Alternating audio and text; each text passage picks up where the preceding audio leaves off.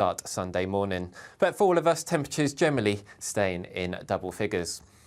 So Sunday starts off with plenty of sunshine across the south, and it really remains that way for most of the day. Some fair weather cloud bubbling up from time to time. Northern areas, a mixture of sunny spells and scattered showers, but again, note across parts of Orkney and northern Scotland we remain cloudy with some persistent rain really carrying on right throughout the course of the day. But in the sunshine across the south, feeling pleasantly warm, highs reaching 22-23 degrees. Little changes as we move into Sunday night.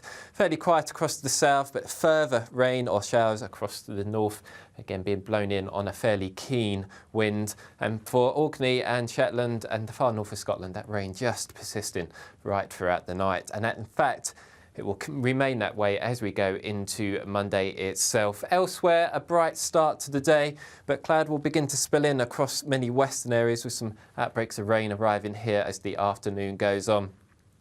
But the best of the driest and brightest conditions really reserved in the afternoon down towards the southeastern part of the country. And really, the start of next week remains unsettled for all of us.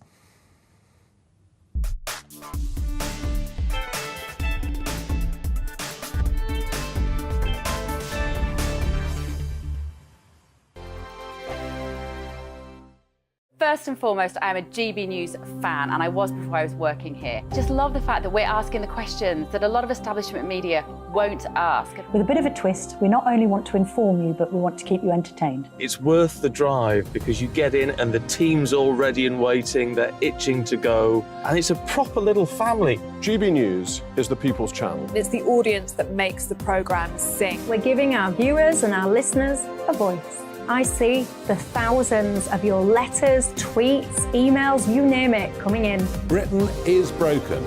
How on earth did we get into this mess? But more importantly, how do we get out of it? The establishment had their chance. Now we're here to represent you. It's time for something different. It's time for GB News. I'm very patriotic. I believe in Britain. Our best days lie ahead. Britain's watching. Britain's watching. Join us here on GB News. The People's Channel. Britain's news channel. I'm Andrew Doyle. Join me at 7 o'clock every Sunday night for Free Speech Nation, the show where I tackle the week's biggest stories in politics and current affairs with the help of my two comedian panellists and a variety of special guests. Free Speech Nation, Sunday nights from 7 on GB News, the People's Channel, Britain's news channel. The Live Desk with me, Mark Longhurst. And me, Pip Thompson. It's here Monday to Friday on GB News. From midday, we'll bring you the news as it breaks, whenever it's happening and wherever it's happening, from across the UK and around the world. Refreshing, feisty, but with a bit of fun too. If it matters to you, we'll have it covered on TV, radio and online. Join the Live Desk on GB News, the People's Channel, Britain's news channel. What you get for breakfast is something that, if we do our jobs right, you will wake up to news that you didn't know the night before. It's a conversation. It's not just me and Eamon. We want to get to know you, and we want you to get to know us. From 6, it's Breakfast with Eamon and Isabel. Monday to Thursdays on GB News, Britain's news channel. Westminster is going around in ever-decreasing circles, followed by the media. Britain is broken. How on earth did we get into this mess? But more importantly, how do we get out of it? Join me at 7 p.m, Mondays to Thursdays on Farage, here on GB News. We will have open, rational debate. We've got to work out how Britain moves forward from this. Join us here on GB News, the People's Channel. Britain is watching. When the news happens, it happens here. And really important breaking news. Breaking news this morning. On TV, radio and online, the news starts here on Britain's Newsroom. All the biggest stories and the answers that you need from across the UK and beyond. Join Britain's Newsroom from 9:30 on GB News. The People's Channel, Britain's news channel. Congratulations to Nigel Farage, voted by you as the nation's best news presenter at the prestigious Trick Awards. It's Saturday night and this is the Saturday 5. I'm Darren Grimes along with Albie Ammon-Corner, Emily Carver, Benjamin Butterworth and Emma Wolfe. Tonight on the show, Farage's bank accounts axed, democracy is dying. Pride should be about people, not policing language. Could the riots in France happen here? Why magic mushrooms need to be prescribed on the NHS. And forget what you've heard about body positivity. There's nothing cool about morbid obesity. It's 8 p.m. and this is the Saturday 5.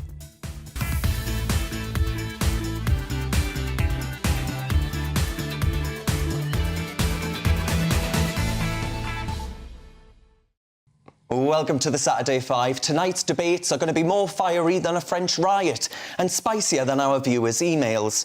Every week you can join Albie, Emily, Benjamin and myself along with a guest star. Tonight, it's the brilliant journalist and political commentator Emma Wolf. As every week, please do get in touch with your views as well. You can do so by emailing gbviews@gbnews.com. But before we start tearing each other apart, it is time for your Saturday night news.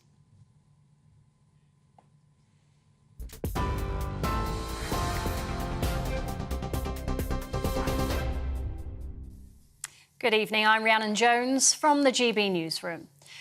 Extra police have been sent to the French cities of Marseille and Lyon as fears grow of a fifth night of riots. It's after a teenager was shot dead by police in Paris on Tuesday. Buildings and vehicles were again torched and stores looted last night by protesters demanding justice for the 17-year-old known as Nahel M. The French Interior Minister has confirmed police arrested some aged as young as 12 and 13. The French Interior Minister says the state won't back down and that they're prepared for another night of chaos. The Interior Ministry is mobilising the same number of forces tonight everywhere in the country, meaning 45,000 police officers are mobilised. 3 teenagers have been charged with murder after a 17-year-old boy was found dead in a canal in West London. 17-year-old Victor Lee was found in the water near Willesden Junction last Sunday. He was pulled from the water, but despite efforts to save him, he died at the scene. The 3 boys will appear at Highbury Magistrates Court on Monday. And a 46-year-old man has been arrested on suspicion of murder and attempted murder after a 15-year-old boy and a 23-year-old man were stabbed to death in North London on Thursday. The teenager, who's now been named by police as Leonardo Reed, was pronounced dead at the scene in Islington. The 23-year-old man died later in hospital. A third victim was also found at an address in North London with stab wounds. And that is, if you're watching on television, an image of Leonardo Reed, the 15-year-old boy stabbed. 7 Just Stop Oil protesters have been arrested for disrupting London's annual Pride March. Activists blocked the road and sprayed paint on a Coca-Cola truck, forcing the parade to stop for more than 15 minutes. They were arrested for public nuisance offences. The group had warned of potential disruption as it called on organisers not to accept sponsorship money from what they call high-polluting industries. And Twitter has applied a temporary limit to the number of tweets users can read in a day, as thousands are tonight reporting problems accessing the site. Owner Elon Musk has announced via Twitter that unverified accounts are limited to 600 posts a day, while verified accounts can read up to 6,000. He says the temporary limits are to address what he calls extreme levels of data scraping, which involves pulling information from a website into a spreadsheet, as well as system manipulation. TV, online, DAB+ radio and on TuneIn, this is GB News. Now it's back to the Saturday 5.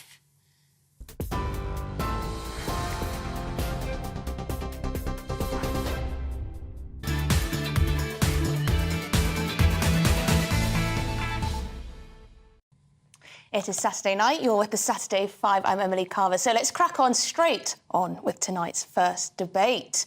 Darren is absolutely fuming this evening, very unusual for him. This time it's after a number of Brexiteers have had their bank accounts inexplicably closed. Yes, ladies and gents, brace yourselves for a jaw-dropping revelation that left our Nigel Farage totally thunderstruck. Picture this. The banking group that he's been with since the 80s has cold-heartedly dropped a bombshell informing him that they're shutting down his accounts, and the man has tried to switch to 6 or 7 other banks, but it's like hitting a brick wall every time. Talk about a financial knockout. The cherry on top, though, is that even members of his family have fallen victim to this banking purge. Now, if you ask me, it's not rocket science. Without a bank account, functioning becomes as improbable as finding a straight white male on a telly advert. It's not just Nigel and his family, though, that are feeling the sting. Insurgent political parties like Reform, Reclaim and UKIP, they've all struggled with their own bank accounts. And brace yourselves for more outrageous tales. Trigonometry, the podcast that dared to stand up for free speech, that got its bank account yanked right out from under it. Meanwhile, the heroes at the Free Speech Union had their PayPal account held hostage until the public raised such an outcry that the mighty payments giant had to think twice. And the founder of Wings Over Scotland, which is a pro-Scottish independence blog, they lost their bank account for simply stating the obvious, which is that women don't have penises. Shock, horror. But hold on tight, because we're not done yet. During Calvin Robinson's show, we were hit with a shocking account from Reverend Richard Fothergill. Guess what? The righteous man had his account closed simply for offering some polite feedback on the perils of transgender ideology to his bank that was flying that clown flag. Now I ask this very question. Would Yorkshire Building Society be so swift in closing the account of an imam, for example, who voiced his disapproval of their branches being adorned with that ever-changing pride flag, just as they did here with a Christian? I say, wake up, Britain. We're facing a dire situation here. And let's face it, folks, we're careening towards a Chinese social credit system. You say something that irks the gods of ESG, diversity and inclusion, and you lose access to the bare essentials required for survival. We have to shield our cash, protect our speech, and stand tall against the tyranny of these banking behemoths. Now, Benjamin, we've got a tweet here by Kay Burley, who said this about Nigel Farage going into, 6 or 7 bank accounts. She said, if 8 separate banks don't want your custom, I suppose you'd start to wonder why. I mean, she's totally sly news there, totally missing the point. If you can't access banking for holding certain views, you cannot function in modern life. But I don't accept the premise of the argument, because we don't know that for fact. You know, Farage has been a little bit obscure about some elements of this. I think this has got more to do with the fact that banks want to reduce the risks, and he is a risky person. He said himself that it could be under this umbrella term of a politically exposed person, that it could be an account affected by that there might be money coming from questionable sources.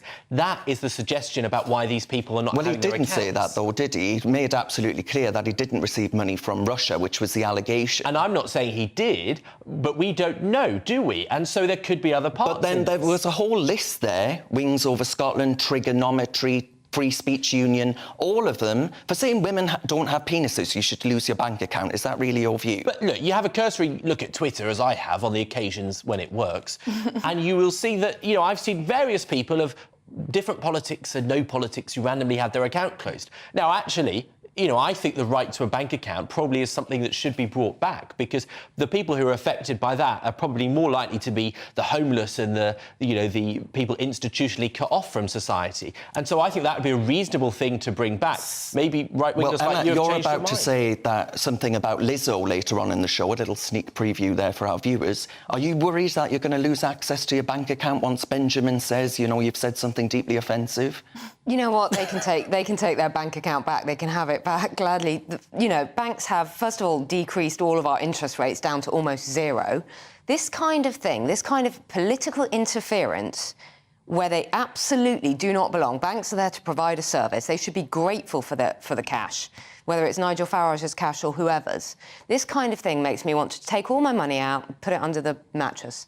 Yeah. It's interesting you say that, because I was having this conversation with some family members, and they said exactly the same thing. It makes me want to take my money out, not use a modern banking system, and have cash. And I think this sort of thing will make people cling on to cash. We talk about a cashless society, and a lot of people are on board with that. You know, we don't need cash anymore, do we? But people do actually worry when these kind of stories come about, and it's happened time and time again, as you pointed out, Has it made you Darren. think, Albie? No, have you got cash under the mattress? Not at all. Can I just say, in my day job, I work in finance, and the absolute worst thing to do for your money is to put it underneath the bed. Put it in your bank account, put it in a savings account, get a high-interest ISA, make some money from it. But there is actually a serious point to what Benjamin was saying, because I was having a conversation at a Westminster party earlier on this week with some political activists who had just started a political activist organisation, and they were talking about how hard it was to open a bank account. This isn't a particularly radical organisation. They just want more houses built. But they were talking about how it's actually quite common for banks to be quite kind of edgy around political organisations. And I feel that a lot of this phenomenon that we've been seeing with Nigel, with trigonometry, etc., falls into this. But if you think, Benjamin, that we should bring a right to a bank account back, then surely you think the way that Nigel has been treated is wrong. Well, I mean, you know, assuming that there isn't a question about the source of some of the cash, and I'm not saying there is, but the banks might say that about some of the people who've not got the accounts, then yeah, I think of course you should. But I mean, he updated viewers afterwards to say that the bank he's with had said he could have a personal account, he just couldn't have a business account. But where does and lots this of people end? who refuse business But accounts. where does this end? Are they going to start monitoring our social media and assessing our views before we're allowed? Absolutely. The GP's going Our to start doing... electricity company's going to be turning us off They're at the not going grid. to provide electricity to you. They're not going to provide water. I GPs don't want to buy this- provide health services. I don't buy this politically exposed idea, Albie, Well, that that's you were from the saying European entirely. Union, Emily.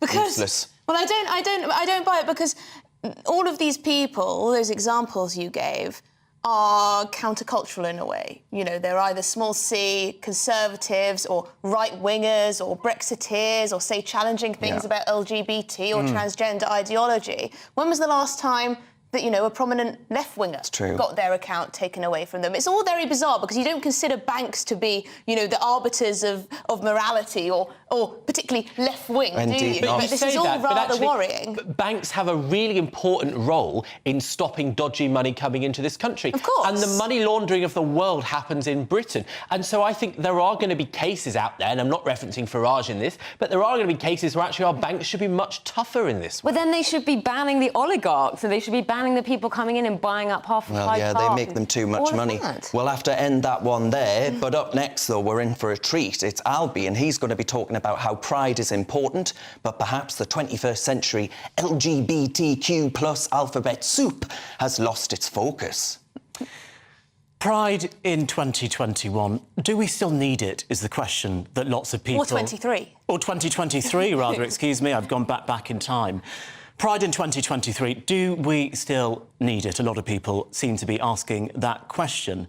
In a country where we've largely achieved equality under the law, what is Pride's purpose? Have LGBT activists lost their way? They seem to be focusing on things like transgender inclusion in sports, self-ID and policing people's language, rather than the important things like tackling LGBT homelessness, increasing access to healthcare, tackling the scourge of hate crime on the streets of London and around the country. In 6 countries around the world, there are gay men who suffer from being put under the death penalty in 2023. Yet today's activists in Britain will talk about the fact that trans people live similar lives in the United Kingdom today to black apartheid South Africans. And today, at London Pride, Just Stop Oil ruined the parade for thousands of people, myself included, because they were upset that Pride in London took money from an airline. Well, I hope none of them have been on holiday recently. You've just got to think about the privilege of these people, for them not to understand that actually these gay men on death row in countries where they can be executed are not worrying about the climate crisis, they're worrying about being killed. LGBT activism needs to get back to first principles, improving the lives of LGBT people, not on ridiculous campaigns about self-ID, policing people's language, and trying to get people not to say ladies and gentlemen and calling people bigots for reading Harry Potter.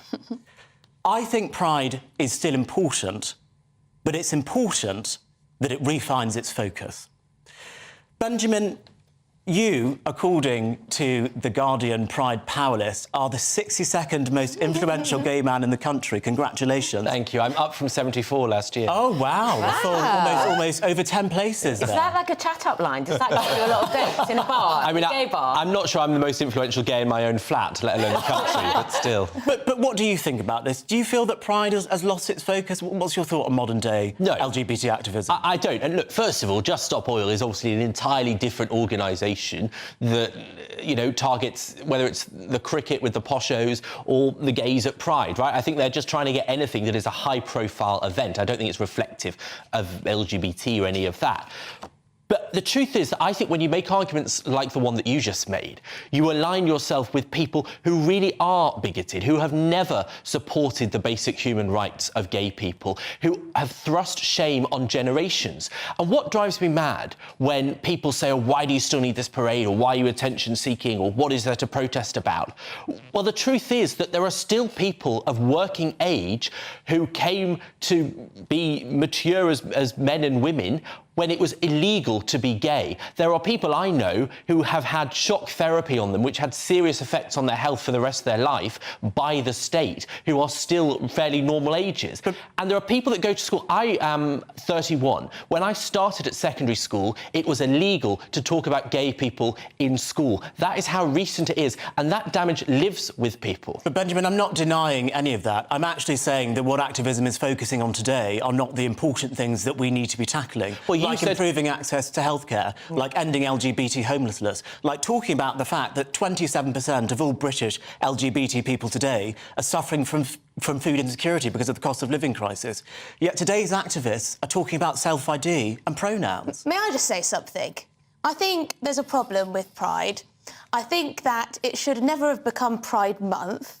I think it should be a Pride Day, then it's actually something a bit special. Having Pride Month, where you have every single corporation under the sun flying a flag when they actually do nothing really for anyone of gay or lesbian persuasion, and it just becomes... I didn't need persuading, Emily. Pardon? I didn't need persuading. It just becomes so boring, and also people feel like it's too much in their face. I'm not a bigot, so why do I need to constantly be seeing the pride flag for an entirety of a month? It's just a bit much. Oh, come on. Imagine how a gay person feels constantly having straight people thrust in their face. And what of course, are you talking about? Hang on a minute, we're in the minority. We're in the minority on this panel, and I'm not having these gays thrust in my face. Joking. But the very fact you laugh at that illustrates that is absurd. Meanwhile, you're saying that seeing images of gay people and gay rights you find intrusive. Do you not think it diminishes a bit? But look, I actually support corporates being involved with Pride, because who else is going to pay for that parade? So I think that's important. But Darren, you're a bit of a pariah in the LGBT plus community because of your strongly held views on trans rights. Do you feel that it is fair that people in the gay community who have gender-critical views are vilified in the way that you are sometimes? Well, I definitely think that were I to turn up to the Pride event in London today, that I would have been about as welcome as, I don't know, Adolf Stalin or Adolf at a bloody War and Peace convention. It is utterly bizarre. And actually, Albie, as well, what I think is really troubling is that polls show that support for acceptance of gay relationships is actually decreasing. And I actually blame people like Benjamin Butterworth for basically highlighting us in a way in which I think goes far beyond... Not the 62nd most influential gay man in the country. Well, yes, absolutely, I definitely do. Actually highlighting us in a way that says we don't want equality, we want to be special. We deserve rights to access women's spaces and bathrooms and sterilisation of children and have an ever-changing clown flag. People like him are losing gay people's support. But I don't think it's fair to say that Pride is about sterilising children. I think those arguments are quite silly. But Emma, you are related to a famous activist author, I believe, Virginia Woolf. What do you feel about today's activists compared to the activists that we saw in the past? I would never call Virginia Woolf an activist in any way. She, had a very intimate, close relationship, possibly lesbian, possibly not, with Vita Sackville-West, and wrote, Orlando, which is an amazing kind of gay novel. amazing at that time in the early 20th century. I wouldn't really call her an activist. It just simply wasn't, you know, it's just sort of not appropriate. But it's just all really confusing. As a straight person, I'm agreeing with Emily in terms of the rainbow being... I mean, literally, they've painted a rainbow on our crossing outside of our street. There are rainbows everywhere. It does feel like a lot of people are jumping on the Pride bandwagon or on the LGBTQ... I just feel really nervous about talking about it. I just think a lot of people who aren't in the kind of LGBTQ, XYZ plus, IA, all of that stuff, I think the whole trans issue has made people quite nervous, actually, about saying the wrong thing. I'm just trying to be honest. I think you're absolutely right. Who are totally open, who are totally cool about people being gay. Of course they are. It's just, you know... There's also a sort of an assumption that if you don't like that, then you must be a bigot. I know. I mean, it doesn't work like that. People don't work like that, but we're going to have to stop.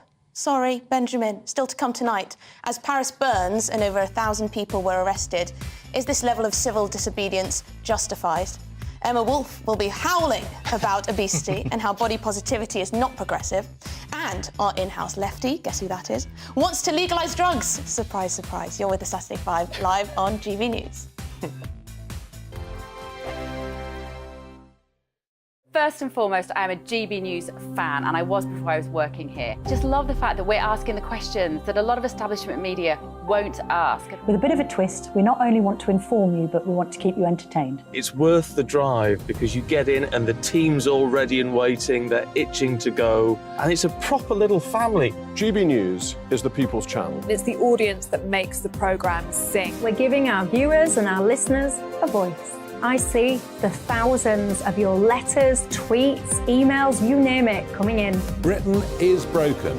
How on earth did we get into this mess? But more importantly, how do we get out of it? The establishment had their chance. Now we're here to represent you. It's time for something different.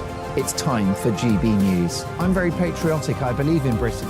Our best days lie ahead. Britain's watching. Britain's watching. Join us here on GB News. The people's channel. Britain's news channel. I'm Andrew Doyle. Join me at 7 o'clock every Sunday night for Free Speech Nation, the show where I tackle the week's biggest stories in politics and current affairs with the help of my 2 comedian panellists and a variety of special guests. Free Speech Nation, Sunday nights from 7 on GB News, the People's Channel, Britain's news channel. The Live Desk with me, Mark Longhurst. And me, Pip Thompson.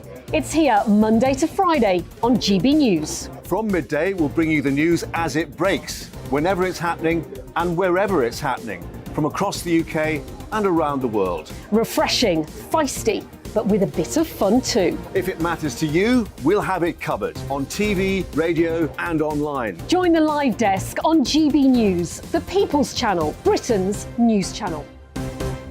What you get for breakfast is something that, if we do our jobs right, you will wake up to news that you didn't know the night before. It's a conversation. It's not just me and Eamon. We want to get to know you, and we want you to get to know us.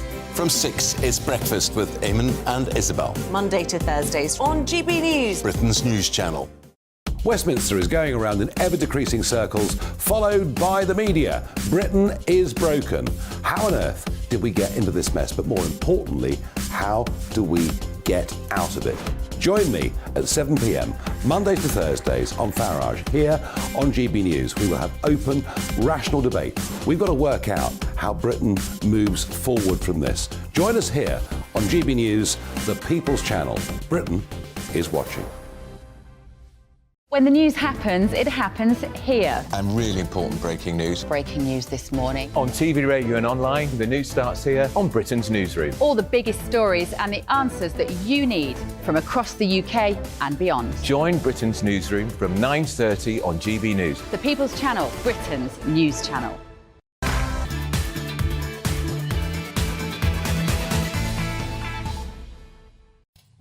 Welcome back to the Saturday 5. As always, thanks very much for your emails about tonight's topics. So up next, we're going to be talking to Emma Wolf and hearing from Emma about, well, what some might argue, Emma, is fat shaming, but you would reject that in the strongest possible terms. So Emma, take it away.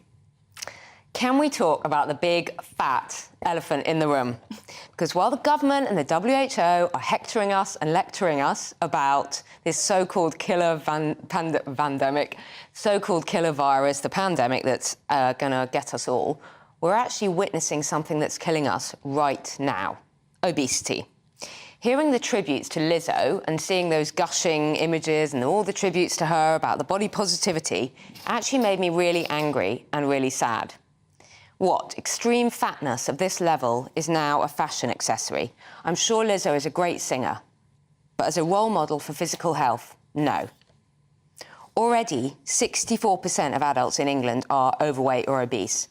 Already, by the age of 11, 40% of children are overweight or obese.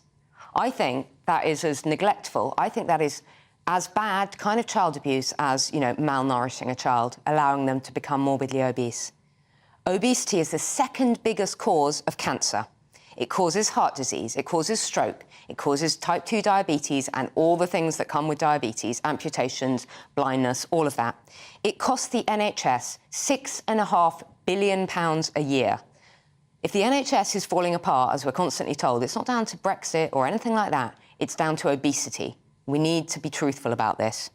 Every morbidly obese patient costs the NHS twice as much, minimum, than a healthy weight patient does.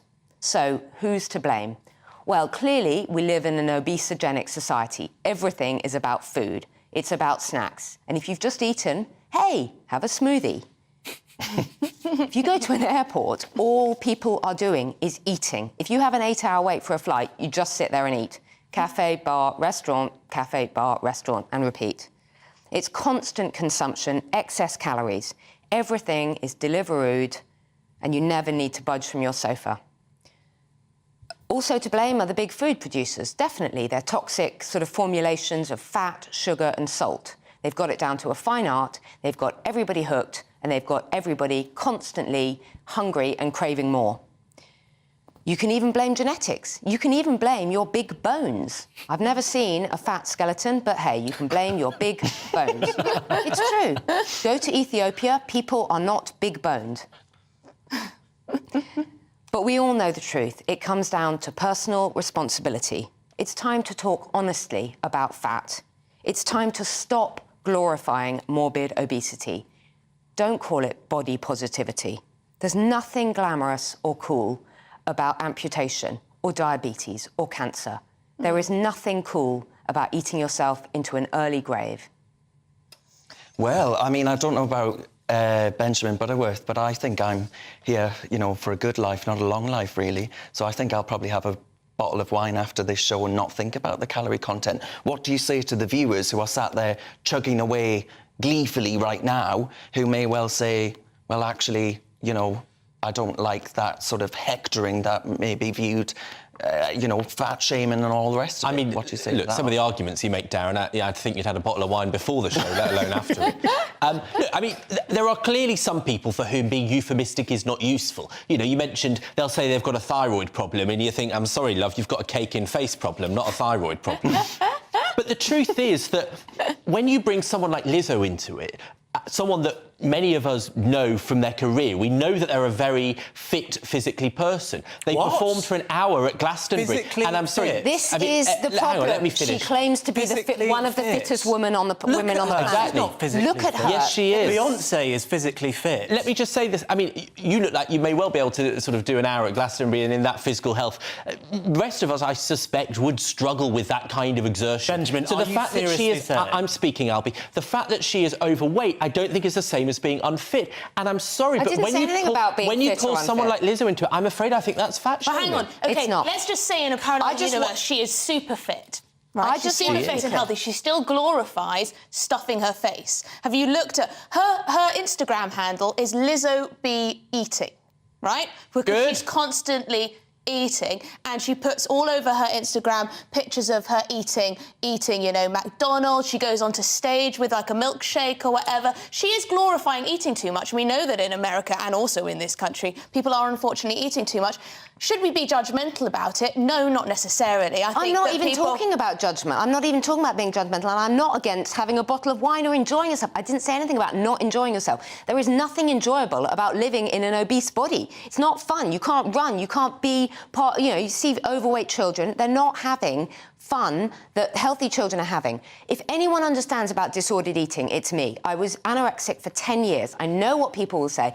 You know, skinny person lecturing us. It's not about fat shaming. It's about, let's talk seriously and honestly about the consequences of living in an extreme state of morbid obesity. And Emma, I think you raise a really important point, because people don't really think of being overweight or obesity as an eating disorder. It is, because it is absolutely an eating disorder. In the same way that I use starvation as I used it as a crutch, people like Lizzo are using food as an emotional crutch, as a reward, as a punishment, that kind of thing. It is disordered eating. I worry that people turn off, though, when they feel like they're being preached to about the merits of having a healthy and balanced diet and getting up and, you know, going out for exercises. But you talk about it as though it's a minor thing. It's a major thing, Emily. It is a major thing, It's and your I life. totally take that. But we're all in reasonably good shape.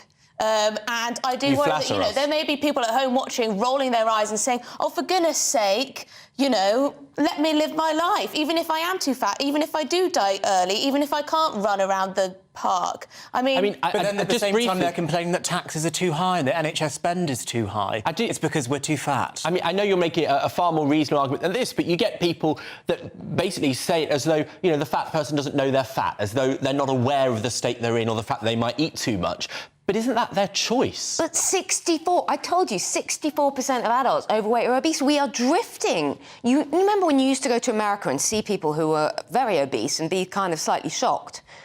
We are drifting towards that. This is serious. This isn't just like a lifestyle thing or, you know, just having a bit of extra cake or a bit of bottle of wine. The reason you say, Emily, we're all in good shape, we work hard. There must be 20, 30 times a day that all of us think, do you know what, I'd love another slice of cake. Yeah, and I have one. You don't always. You don't I always. really do. I mean, but look, there is another part of this that some people are predisposed to have a much more dramatic effect of what they eat, of what they eat. This is nonsense, this thing about genetics. As I've said, when you go to sub-Saharan Africa, where there is not enough food, people are not genetically predisposed to carry excess weight. But you know what, though? That argument about the NHS, I personally, if I want to have, you know, a cake and some wine, I don't live for the NHS, right? So I don't think that we see slaves to a healthcare system. It's supposed to be there for me. It's not about being slaves to the healthcare system. I just find it really irritating when people complain about public spending and people complain about NHS spending and then live these really unhealthy lives that lead to higher public spending on the NHS. It's equally annoying when you say things like, oh, a sugar tax is going to lead to, you know, people being slimmer and less money going to the NHS. Absolutely no way it is. There's been absolutely no impact on our waistlines. Neither is getting rid of every single advert or telling shops that they can't put sweets slightly closer to the cashier desk. These things aren't going to make a difference. So the anti-smoking strategy didn't work and reduced lung cancer? Culturally, it's different, completely different. Is it? I think it's quite similar, education, actually. People realised that it gave them It was cancer, regulation right? and education. It's education. They should do the same. I just think it's weird. You wouldn't allow your children to be glorified too about smoking or alcohol anymore, but it's still OK to talk about body positivity. And frankly, the NHS is falling apart, and we've had a COVID-only NHS for 2 years, so it does matter now if we talk about obesity, because that's what's collapsing the NHS. Well, there you go. Strong stuff. Get in touch at home if you have a different view, if you have the same view, if you are worried about obesity at all. OK, we're not looking at me for some reason, but there we go. Still ahead after taking mushrooms for a documentary. Benjamin Butterworth now wants to legalise them for mental health treatment. That's magic mushrooms, if you were wondering, not mushrooms you put in an omelette. And as Paris burns and over 1,000 are arrested, is this level of civil disobedience ever justified? I think not. You're with the Saturday 5 live on GB News. Like all families, we have arguments every now and then, but actually we agree on what the mission of GB News is, and that's the most fundamentally important thing. GB News provides the kind of platform that lets all voices be heard. We don't hold back. We're free to say what we really think. Just because some people who live in a tiny little Westminster bubble think that their particular story is important, that's not the most important story for me. And often they will be difficult stories, stories that you won't find on the establishment media. Because what people think in the north of England may be very different to what they're thinking in the home counties. We're going to carry on telling the world what life is really like for households up and down the UK. We love to be in your car, in your kitchen as you're having your breakfast. Whatever you're doing, you are part of the show. If it matters to you, it matters to us. Britain's watching. Britain's watching. Britain's watching. We're proud to be GB News, The People's Channel. Britain's news channel. Join me, Patrick Christie's, Monday to Friday, 3 till 6. We tackle the day's news agenda like you've never seen before. It's high tempo, high octane, the most controversial topics, and the best guests. You will not be able to take your eyes and ears off it. I'm not afraid to ask the questions that you really want answered. 3 till 6 p.m, Monday to Friday on GB News, the People's Channel, Britain's news channel. Join me, Camilla Tominey, on Sunday mornings from 9:30, taking the politicians to task and breaking out of SW1 to see how their decisions are affecting you across the UK. Bursting the Westminster bubble every Sunday morning, only on GB News, the People's Channel. Britain's watching. Join us every night on GB News at 11 p.m. for Headliners, which is 3 top comedians going through the next day's news stories, which is exactly what you need, because when the establishment has gone crazy, you need some craziness to make sense of it. So join us 11 p.m. every night on GB News, the People's Channel, Britain's news channel.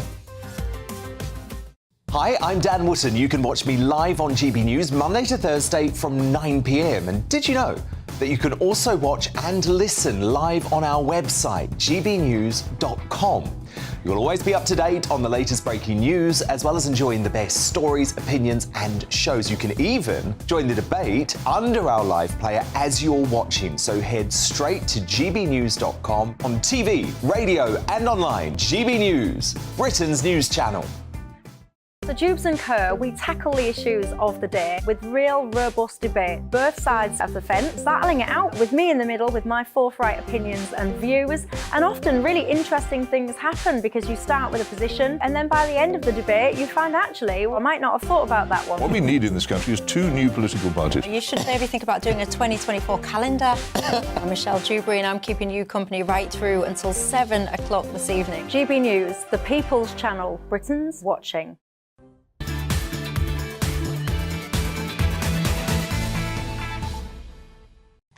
Welcome back to the Saturday 5. That last debate got a little bit spicy, I must say. I enjoyed it. As always, thank you for sending in your emails. Carol has written in. She says, I have gay friends who hate pride. Them, like Darren, want to lead normal lives and hate the attention. That doesn't quite sound like Darren Grimes, does it? I think he rather revels in the attention, don't you? I mean, he is on the television for a living, so there you go. She says, they don't want any special handouts. They have a very large group of straight friends. What turned me against it was when I saw police cars with rainbows on them. That did it for me. And those trains, remember the trains? Well, what turned me against the gays was Benjamin Butterworth. But Derek has written in... Don't blame me just because you can't get a date. Derek says, query, if we all withdraw our money from bank accounts, how are our employers or pension funds going to pay us? It's a very important question. And Leslie's written in, she says, unless we control the illegal immigrant situation here, now, yes, of course, we will suffer the same fate. It's a very short window. I imagine that might have something to do with the French riots. But first, it's time for our next debate. Indeed, up next, it's Benjamin, and Benjamin's going to tell us about why magic mushrooms should be legalised. Yeah, that's right. I recently took magic mushrooms on quite a considerable scale for a programme on Channel 4, and it had a huge effect on my mental health. I think we've got a clip of just what I went through. Don't put that in. I didn't know what to expect. It's like, you know, I experienced death. I experienced ego death. That's right. I experienced ego death. As you can imagine, it took an awful lot of magic mushrooms to get to that point. I did it with fellow GB News regular Dominique Samuels, because we had two people with opposing views to see whether it would bring us together. Afterwards, she said, "Do you think you'll support Donald Trump now?" I said, "No drug is that strong." But on a serious level, I found that afterwards it had an incredible effect on my mental health. And there's lots of evidence for this. A third of people who had clinical depression, not something I have, but a third of people who have clinical depression who went on a trip, that's when you take a lot of magic mushrooms, said that they were cured of it afterwards. And so now, from today, Australia is handing out magic mushrooms and MDMA to people with depression and with PTSD. I think it's time that the NHS started handing out magic mushrooms. We already give out all sorts of complicated antidepressants with a host of things in that we don't really know much about. And I'm not saying we shouldn't, lots of people benefit from them. But if we use those kind of artificial things, shouldn't we be using nature's own medicines? I think this would have a massive effect on mental health. And the truth is that the arguments about drugs are so dated. Magic mushrooms are a Class A drug in this country. That means it's in the same category as cocaine or heroin, even though there is basically no evidence that you're going to get addicted to it. And so I think it's time to change the drug laws and hand out magic mushrooms. Darren, what do you say? Well, I say that it's no surprise to me. You might not have clinical depression, but you certainly have grand delusions, because that is just absurd. I mean, a 32-year-old in Worcestershire killed herself after taking hallucinogens. You've got things like serotonin syndrome that healthcare professionals are saying could be a problem attached to taking these kinds of drugs. People becoming schizophrenic even after taking these drugs. So you want to actually make that the wholesale practice of people in Britain. Not everyone wants to be as mad as you, Benjamin. No, not at all. Look, I mean, first of all, the body for Australian therapists, the people that deal with mental health in that, have called it relatively safe. They say that if you have someone taking magic mushrooms, I took about 10 grams of magic mushrooms and went under for 9 hours, and I had no sense that there was anyone else in the room, which, to be honest, is how I usually feel. I could just hear myself. The world was just colours and feelings. And it felt like this is how nature is meant to be. This is how people have lived for thousands of years. Benjamin had one good trip, and now he thinks that all of us should become druggies eating mushrooms in our omelettes every morning. Emily, that is not what Benjamin is saying. I think you actually raise a really interesting point. First of all, can I say the clip was hilarious. It's not actually that different to you on the show, so it makes me think maybe you brought some back with you from the Netherlands. But Benjamin makes a really important point, because people on antidepressants, I'm on antidepressants, for example, would really want to come off them. And if there are illicit drugs which could help with that if they were regulated and decriminalised and administered in a professional and safe way, and that could mean I didn't have to take an antidepressant every morning and I could feel better, I would take that opportunity. And it seems to me that if the Australian regulators are saying it's OK, then why can't the British regulators say it's But hang on, would you hallucinate okay? every time you took... Well, I would because that say... would be a bit inconvenient, wouldn't it? Because antidepressants don't make you have any I'm sure the dosing would be different. I'm sure the dosing would be different, but I'm sure if the way that Australia is doing it is practical for people to lead professional and normal lives, I don't see why we couldn't do that in the United Kingdom. I mean, before I did it, I went vegan, I did meditation, I hugged trees, and then I did the experience, which I think is what most viewers probably think I do most of the time, frankly. But I was a cynic before this. You know, both of my parents, I've written about this, have been heroin addicts. There are drugs that have the most horrendous effects.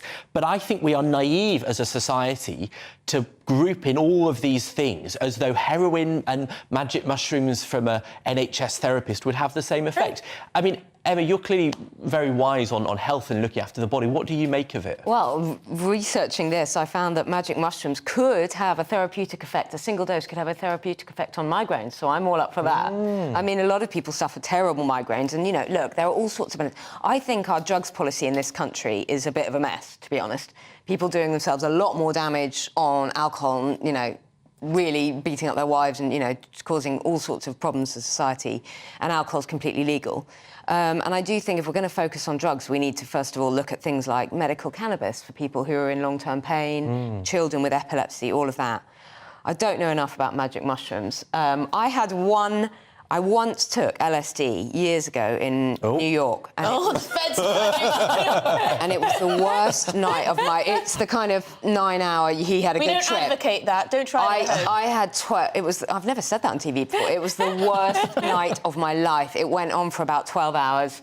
I had hallucinations. It was hell on earth. So I would, frankly, never go near this stuff. But, I mean, look, Emma's talked about the benefit on migraines. I talked about the huge benefit of mental health.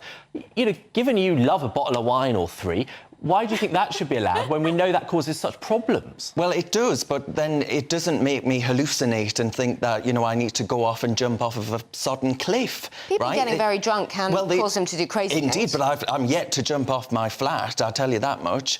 But, Benjamin, I just don't see the same impacts on things like serotonin syndrome, on things like schizophrenia and all of these other things. When I personally take alcohol, I would be very afraid to take drugs because I've seen, frankly, what it can do to people, not unlike yourself. Look, Britain's town centres in a few hours are horrible because of drugs. Will be full of places having rows and fights and being idiots and being annoying because they've got drunk. But that's the devil we know, Benjamin. That's the devil we know. Stinks of Do they weed. taste nice? There wasn't really any taste. I drank it in cacao, sort of a hot chocolate magic mushroom mix. You can't get it in Costa. Cozy. But look, I would advocate for it, and I think people that accept binge drinking, a cultural norm in this country, have a hypocrisy to their argument. Yeah, probably. When you say you went vegan, because I'm vegan, for how long for? For a few weeks, and that was because they said it can have an effect on the insides of your body. I actually really liked being vegan. Yeah, it's good. But then I found fried chicken when I got home, and that was nicer. And cake and wine, you'd hate it. Well, that's Greta just cancelling you from a Christmas card list. But look, you know, Emily, you often talk about why the state should be out of people's lives. Who is the government to say, as a flat rule, that people can't take these, or people who are assessed to benefit? I don't think that. I just think it's absolutely hilarious that you had this one event in your life and suddenly you think this is going to cure our woes. I'm still laughing about the ego I could be death. proven wrong. I could be having magic mushrooms on my toast, you know, in the next few years. Who knows? The NHS is shaking things up. Anyway, still ahead, it's me. As Paris burns, is the level of civil disobedience justified? I'm asking that. You're with the Saturday 5, live on GB News. Stay with us.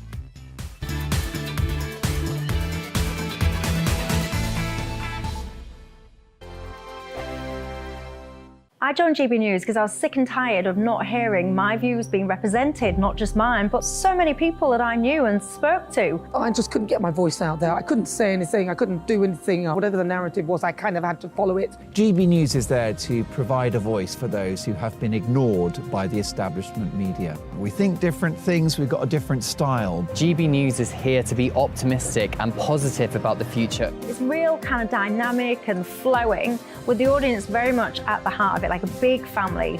Here at GB News, we talk about the things that matter to you. Hearing the voices from right across our towns and cities, especially our towns. All sides of the argument represented with a heavy dose of opinion. We're on a mission here to make a difference. And the GB News family really is here for you, and whatever time of day you can watch or listen. Britain's watching. Britain's watching. We're proud to be GB News. The People's Channel. Britain's news channel. Monday to Thursday, 9 p.m. till 11 p.m. Join me, Dan Wootton. I'll bring you the sharpest takes and hottest debates. Do you not believe in prison? I don't believe in prisons. I'm completely stunned. I guarantee you there'll be no spin, no bias, no censorship. I actually was personally quite offended by it. And no reason to go to bed. So I guess they've always been quite woke. That's Dan Wootton tonight on TV, radio and online. Monday to Thursday from 9 p.m. till 11 p.m. on GB News. The People's Channel, Britain's news channel. Weeknights on GB News from 6 p.m. You'll always get drama. Please stop, Michelle. I know, yeah. Please stop. Should I just shut up? Romance. You like me, I like you. There you go. There you are. Well, don't tell anybody. Adventure. Etc. That's the whole point. And action. Sergeant, read my superstar panel. They're already at it. They're fighting. It's going to be quite a show.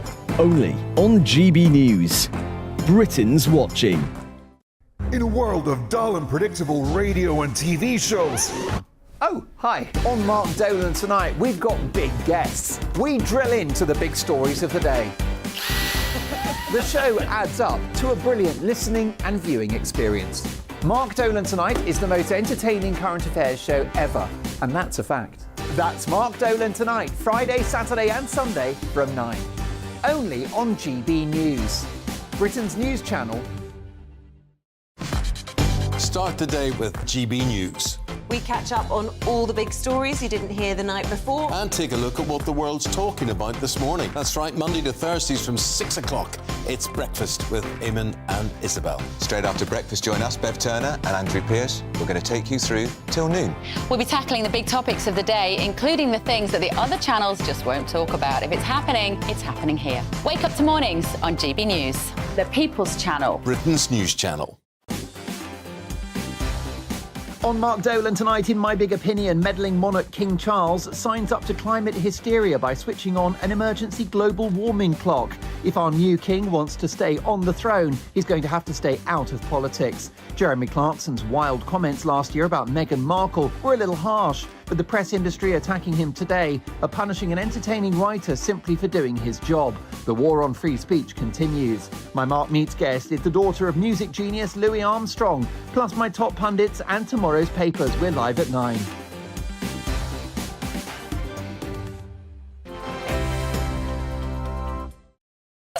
Welcome back to the Saturday 5, having fun as always. Cheers very much for your emails about tonight's topics. Wendy's written in and she says, why is Benjamin wearing his pyjamas? Well, I don't know, to be honest. This is too much designer. mushrooms. To be fair, Wendy, it's better than his usual garb. Anyway, Francesca says, my son is special needs. Due to his autism, he overeats because he was bullied at school. I totally support the words of your presenters. I don't promote his overeating. I educate him about his weight and obesity, and I encourage any parent who educates their children against overeating in order to assist with it. I love the big bone statement because it is true. There is no such thing as big bones. Well, there you go. Good insight there, but first, it's time for our next debate. Indeed, it's Mrs. Gobb herself. Up next, it's Emily, and she's going to tell us about those riots in France. Looks terrible. You mean Miss Eloquent, eloquent and articulate. Anyway, right. I want to first get one thing straight. I hope we can all agree the brutal and fatal shooting of a teenager by a police officer at point-blank range in France is absolutely unjustifiable. But what is it about the unlawful killing of a teenager of Algerian descent in Paris that gives people the right to burn a library down in Marseille? What justification could there possibly be for looting sports shops, torching cars and smashing up bus stations? What is it about a Holocaust memorial in Paris that makes it a target for youth supposedly protesting against racial inequality and against police violence? Or these guys here who've decided to attack a tree? I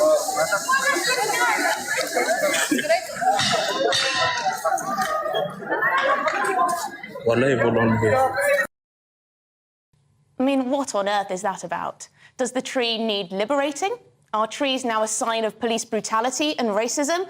I think not. Now, I've seen firsthand how segregated Paris is and other big cities like Marseille in the south. What we are seeing now undoubtedly shows how suddenly tensions and grievances can spill over into full-scale riots. But we've also seen in this country too, unfortunately, haven't we, how conflicts between ethnic and religious groups can snowball out of control and take a life of their own. There is no Western country, in my view, that can honestly say they've managed multiculturalism and mass immigration perfectly. But what's happening in France seems on a different scale, doesn't it? It's been confirmed arsonists aged just 12 and 13 were arrested last night. Now, with the country braced for yet another night of riots, a fifth night of riots, I worry that we might be kidding ourselves if we believe the same couldn't happen here. Well, Darren, do you worry too? I've been speaking to a lot of people over the last few days, and there is a great concern that this may not be confined just to France, what we're seeing. We've already seen how Belgium is now suffering riots. That's the latest news that we're hearing about this. But do you think that we could see similar situations in the UK, in this country? I mean, look, we've definitely had in this country already examples of pockets of, I think, it's showing that the roots of multiculturalism and Britain, it's the fact that integration clearly isn't working in certain communities. If you've got people protesting over the Iranians, who cares about the Iranians? You know, I'm here in Britain. Why are you protesting on the streets of Britain about that? I think things like what's going on now in France could actually happen, where, by the way, this isn't about race. This is about people using it to loot, to actually rob, to steal, and to burn, and just be totally hooligans, reckless hooligans on the streets of Paris. I think it's disgusting, and to try and use racism as the reason, the justification for doing it is a blatant lie. Then why blame it on multiculturalism if it's nothing Because to do with multiculturalism racism? in this country isn't I just working. think that is a nonsense argument, Darren, and it really frustrates me when people say things like multiculturalism has failed, it's the root in Leicester, of all of that ills in society. Muslims arguing in Leicester. Like there were no riots before there was immigration of black and brown people to Europe. Like, this is just Albie, you're nonsense, showing your ignorance. all right? You are. Do you understand how French cities are made Can up? I finish they have my huge point? You can't actually, because the show's over, Albie. But actually, you know what? I think it's easy for someone like Albie to say that. But why I is it think easy there's for a me lot to of say people because you come from quite a privileged background. No, I Albie. don't. I grew up in a council house, communities Darren. where it's I grew clearly up in a not council working. house. Well, it's been another fantastic show. I'm sure you'll agree. Cheers very much to the panel, and cheers especially to those of you watching at home. Next up, it's the brilliant Mark Dolan, who you won't want to miss. Cheers again, and I'll see yous next week. Hello there. Welcome to your GB News weather forecast from the Met Office. I'm Craig Snell. Well, looking ahead to Sunday, it's a bit of a north-south split across the country. Many southern areas should be largely dry with some good spells of sunshine, but across the north, it remains pretty changeable. And it's all down to this area of low pressure, which is not really going to go very far over the next few days. And note that the tightly packed isobars indicating it's going to be a fairly blustery 24 hours. So as we end Saturday, fairly quiet end to the day across many southern areas, but across the north, further showers moving in on a fairly keen wind. Some persistent rain continuing across Shetland and Orkney, and here actually the winds will strengthen further as the night goes on, certainly the risk of some